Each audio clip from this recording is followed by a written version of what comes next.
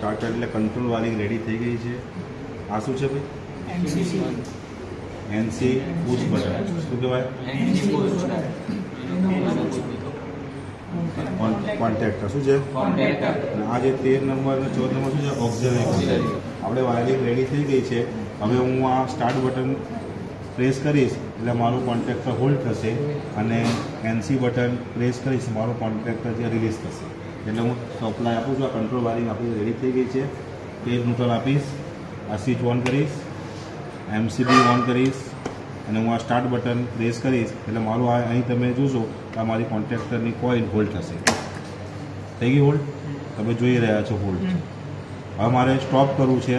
હું એનસી બટનને શું કરીશ? પ્રેસ કરીશ. ઓકે. ફરી વાર જોવું હોય તો ઓન, સ્ટોપ. ઓકે. આ શું થયું? Control wiring. ડીઓ સ્ટાર્ટરનું કંટ્રોલ વાયરિંગ.